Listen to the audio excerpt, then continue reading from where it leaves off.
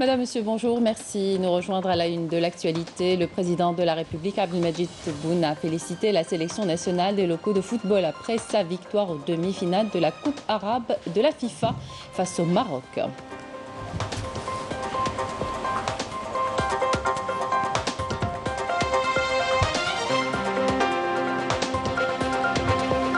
Après cette importante victoire, le peuple algérien est sorti pour exprimer sa joie dans plusieurs wilayas du pays. C'était hier soir. Le gouvernement tient ce dimanche à Khenchela sa première réunion en dehors de la capitale, conformément aux instructions du président de la République pour examiner et débattre la feuille de route relative à la mise en œuvre du programme complémentaire de développement de cette wilaya.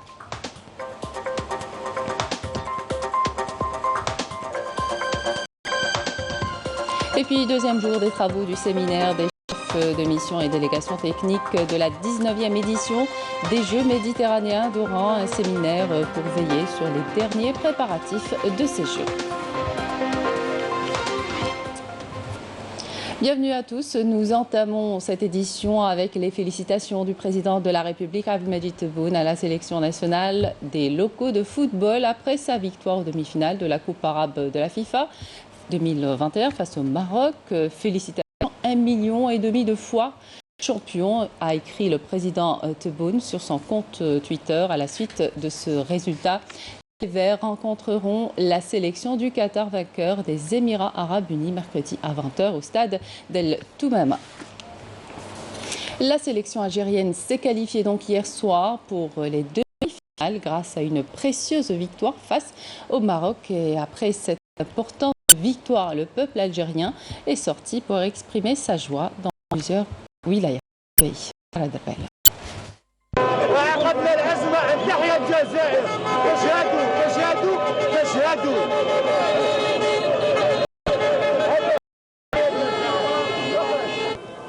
Le fier drapeau vert et blanc a flotté une bonne partie de la nuit à Alger, Constantine, et d'autres wilayas du pays.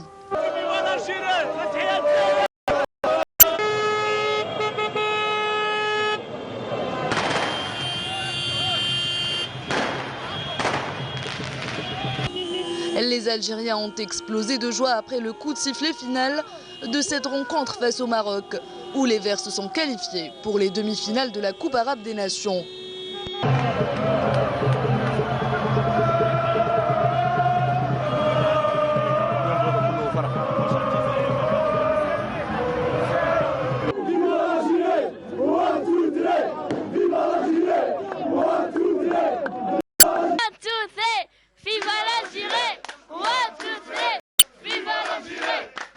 ليكيب تاعنا كانت في القوه، كانت في بلاصتها، وهذه بوله كنا نلعبوا كره قدم.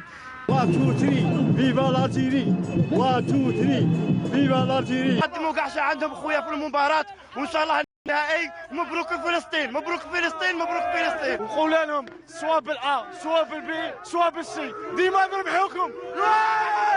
هذا الفوز نهدوه لفلسطين. Un Youssef Belaïli sensationnel qui a marqué les esprits de l'ensemble des Algériens.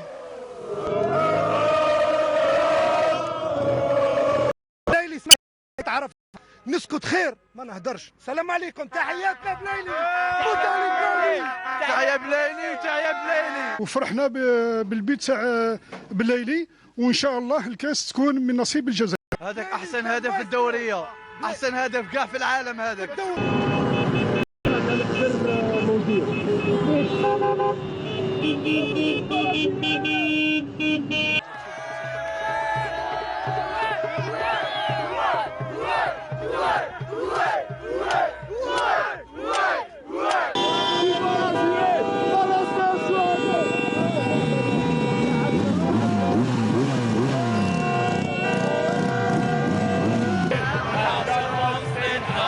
Une joie immense, une fierté nationale et des scènes de liesse qu'on souhaite revivre ce mercredi soir après la demi-finale face au Qatar.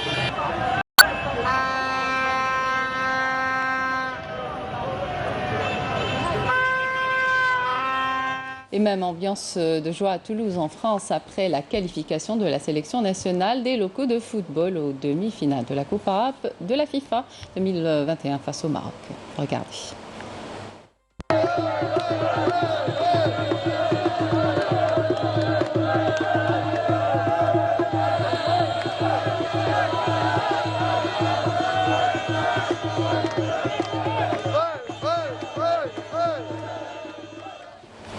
Retour sur la qualification d'hier avec le résumé de la partie et les déclarations d'après-match avec Saïd Flak. Au terme d'un match épique, la sélection nationale s'est imposée samedi soir devant le Maroc à l'issue de la séance de tir au but 5-3, 2 buts partout à l'issue du temps réglementaire, validant sa qualification pour les demi-finales de la Coupe arabe des Nations FIFA 2021. فيهم دي بتي ديتاي يصنعوا الفارق. الحمد لله احنا كانت كاينه حراره ابار العياد تعب اللي كان، لكن لي جوار كانوا عارفين باللي راح نوصلوا حتى ال 120 jusqu'au bout. Les Verts, qui ont réalisé un match tout simplement héroïque, avaient ouvert la marque à la 62e minute sur penalty par Brahimi suite à une faute commise sur Belaïli. Le Maroc a pu égaliser une minute plus tard sur coup de pied arrêté, profitant d'une erreur de marquage de la défense algérienne. Lors des prolongations, le maestro Youssef Belaïli a redonné l'avantage aux siens à la 103e minute grâce à un but venu d'ailleurs, d'une frappe des 40 mètres qui n'a laissé aucune chance au portier marocain. والبيت يوسف انا كنت في التيره والله ما استنيتها كما نقول ما استنيتهاش انا جاتني بيزار كي دار وتيره هذيك نشكروه يوسف على المجهود تاعه ونشكر ثم كامل الزملاء. L'adversaire parviendra une nouvelle fois à égaliser à la 111e minute, là aussi suite à une grossière erreur de marquage. Lors de la séance fatidique des tirs au but, la chance a donc souri à l'Algérie qui se qualifie ainsi avec brio pour le carré d'as où elle rencontrera le pays hôte, le Qatar, ce mercredi soir. Et à Gaza, en Palestine, les Palestiniens sont sortis fêter la victoire de la sélection nationale à prime de football après sa qualification en demi-finale de la Coupe arabe de la FIFA 2021 face au Maroc.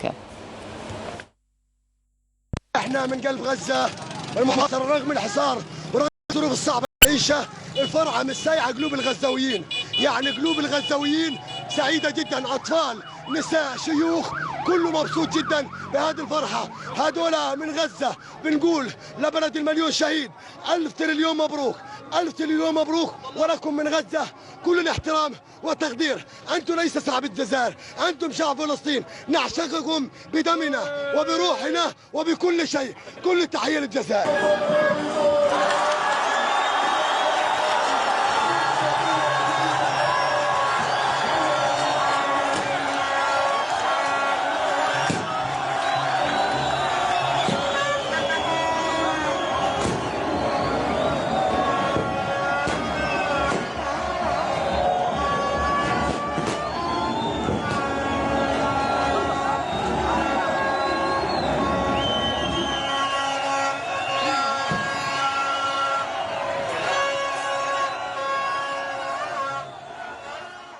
Et même ambiance de joie dans les territoires sahraouis occupés où les Sahraouis sont sortis manifester leur joie après la victoire de la qualification de la sélection algérienne pour les demi-finales de la Coupe arabe de la FIFA actuellement en cours au Qatar.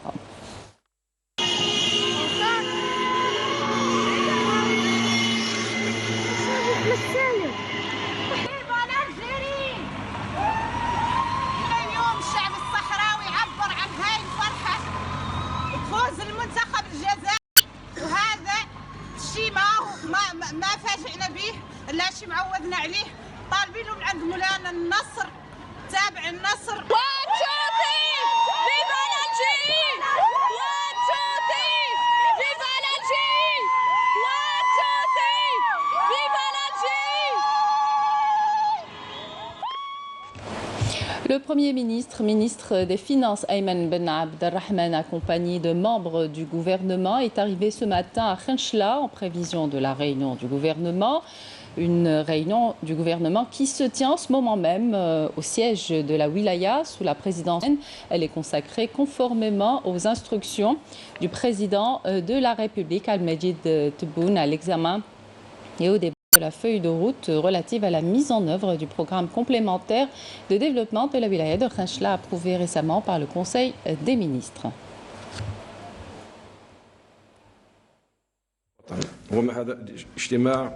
إلا استكمالا لهذه المجهودات والذي سيسمح لنا بالمضي في تكريس التنمية المستدامة والتنمية المتوازنة على مستوى ولاية خنشلة وتوفير كل أسباب العيش الكريم لكل فئات المجتمع الخنشلي.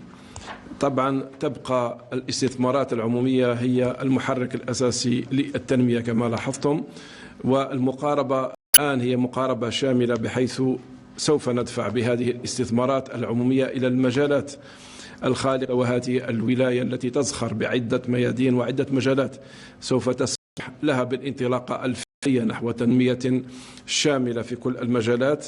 فهي قطب زراعي بامتياز وهي قطب سياحي بامتياز، فهناك السياحة الحموية التي سوف نكرس مجدها على مستوى ولاية خنشلة، وهناك كذلك الأقطاب الزراعية التي لم نستوفي كل الشروط لاستغلالها الأمثل، وسوف نمضي بعد هذا الاجتماع إن شاء الله في تكريس كل المشاريع التي سوف تسمح لهذه المجالات بالمضي قدما في تحقيق هذه التنمية المنشودة على مستوى ولاية خنشلة. كما قلت، فإضافة إلى الاستثمارات العمومية فقد تم توجيه البنوك والمؤسسات المالية إلى المرافقة الأكيدة لكل المستثمرين وكل المتعاملين الاقتصاديين على مستوى ولاية خنشلة من أجل تجسيد مشاريعهم وتمويلها بصفة التي تسمح لهذه الولاية بتكريس الصناعات الغذائية والصناعات التحويلية ولما صناعات أخرى على مستوى القطبين الموجودين حاليا واللذان سوف نوليهما كل الأهمية.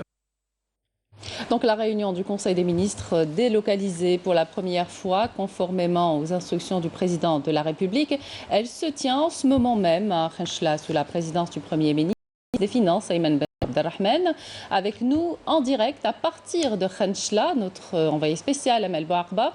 Amel, bonjour. Donc la réunion examine la feuille de route relative à la mise en œuvre du programme complémentaire de développement de la wilaya de Khenchela. Donc effectivement, donc Amina, c'est la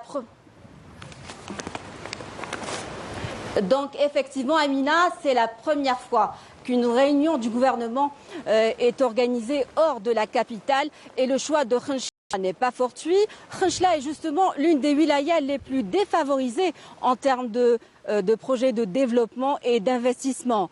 Donc cette réunion du gouvernement présidée par le Premier ministre, des Finances, Ayman Ben Abdelrahman, se tient en ce moment même ici au siège de la wilaya de Khenchela.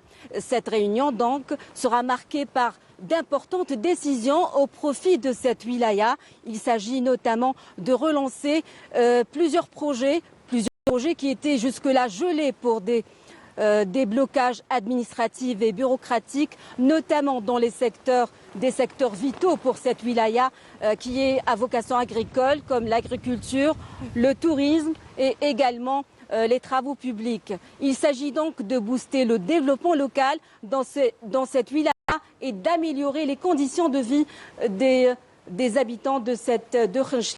Voilà ce qu'il y avait à dire, Amina, pour l'instant. Nous aurons d'autres détails dans nos prochaines éditions. Merci à vous pour tous ces détails. On aura plus de détails dans nos prochaines éditions. Donc Khenchela dispose d'importantes potentialités industrielles à travers notamment la production de la barite qui enregistre une réserve de 2 millions de tonnes qui servira à la production pharmaceutique, de puces électroniques et pour le forage pétrolier. Nesrine Ben Saidi. Disposant d'importantes richesses naturelles et minérales, la wilaya de Khanchla a tout pour devenir leader de production de barytes, laquelle possède une réserve estimée à 2 millions de tonnes destinées à la production pharmaceutique et de puces électroniques ainsi qu'au forage pétrolier. Seul bémol, l'unité des matériaux non ferreux rencontre quelques difficultés, la surexploitation de son outil de production. Nous fournissons tous les jours des efforts incommensurables pour atteindre notre objectif de production quotidienne, mensuelle et même annuelle. Lors de la dernière session sur la relance de l'économie nationale, le président de la République a insisté sur la nécessité d'exploiter toutes les capacités minières à travers le pays. Dans le domaine de l'investissement, Khanchla est en phase d'exploitation de 17 zones d'activité qui n'attendent qu'à être raccordées au réseau électrique et de gaz naturel. Nous sommes ici dans l'une des zones d'activité qui a bénéficié d'une opération de réhabilitation. Les 7 autres zones d'activité ont besoin de financement pour leur mise en exploitation et leur raccordement au réseau d'électricité et de gaz naturel. Véritable Eldorado pour les investisseurs, la wilaya de Khanchla n'attend qu'à être financée pour développer plusieurs projets importants à même de booster l'économie nationale. Et le désenclavement de la wilaya de Khanchla passe forcément via son raccordement au réseau de routes et de pistes rurales. La wilaya qui a bénéficié jusque-là de plusieurs projets structurants dans le secteur des travaux publics. Kamel Bouarba. La wilaya de Khanchla a bénéficié de 3 projets de dédoublement de routes de nature à désenclaver la région et la relier aux wilayas limitrophes. Actuellement, le secteur des travaux publics au niveau de la wilaya de Khanchla gère une nomenclature des investissements publics qui dépasse les 9 milliards de dinars. Cette nomenclature englobe des opérations de modernisation, de réhabilitation et d'entretien. Parmi les projets structurants dont a bénéficié la wilaya de Khanchla, il s'agit du dédoublement de la RN 88 sur un linéaire de 18 km. Autant de projets qui vont soulager les usagers de la route. كاين بلايص مخدومين وكاين بلايص اللي ناقصين. كاين دوبل فوا عندنا كما في طريق اللور منا عندنا دوبل فوا، كاين الدوبل فوا اللي داروها منا على طريق جديده تاع نسيخه والكازارنا ودي توصل لسانتيفي، وكاين ثاني بين خنشله بين خنشله والحمه، بين خنشله وام الباقي. مازال ان شاء الله باتنا بين خنشله وباتنا ان شاء الله في الطريق في طريق الانجاز ان شاء الله. دروكا في خنشله دروكا كيما نقولوا رجع دوبل فوا سما طريق سما ما عندناش كونفرومون تاع الطريق هذه. Khanchla, au titre des décisions prises par les autorités et à leur tête Monsieur le Président de la République, vient de bénéficier encore d'une seconde opération qui va concerner la réalisation du dédoublement de la RN 80 qui va relier la ville de Khanchla à la ville de Beber. Donc, parmi les opérations dont a bénéficié la wilaya de Khanchla, je cite le dédoublement de la route nationale numéro 32. Cette route relie entre la ville de Mahmel jusqu'à la ville de Ouled Rechesh sur 20 km. C'est une opération pour laquelle nous avons réservé un montant de plus de 2 milliards de dinars. Tous ces projets s'inscrivent dans le cadre de la modernisation du réseau routier, de quoi booster le développement économique dans cette wilaya. On reste à Khanchla, une des wilayas ravagées par les feux de forêt de l'été dernier. Dans le cadre d'une opération de reboisement ciblant un site forestier à Khanchla, 1000 arbustes seront mis en terre chaque jour. Cette opération a mis à contribution la société civile, des mouvements associatifs et des bénévoles. Malika Blel. Plus de 10 000 hectares à Beni Melloul, dans la wilaya de Khanchla, ont été ravagés l'été dernier par des incendies. La journée internationale de la montagne, qui coïncide avec le 11 décembre, a été une occasion pour entamer l'opération de reboisement dans cette région. 1000 arbustes seront ainsi plantés chaque jour, une initiative qui permettra de valoriser le couvert végétal forestier et de préserver l'équilibre écologique. Nous avons nettoyé tout le périmètre avant d'entamer l'opération de reboisement. Ces forêts sont une véritable richesse nationale pour les générations futures. C'est la responsabilité de tout le monde. pas que celle de la conservation des forêts et pour cela il faut instaurer un programme consistant.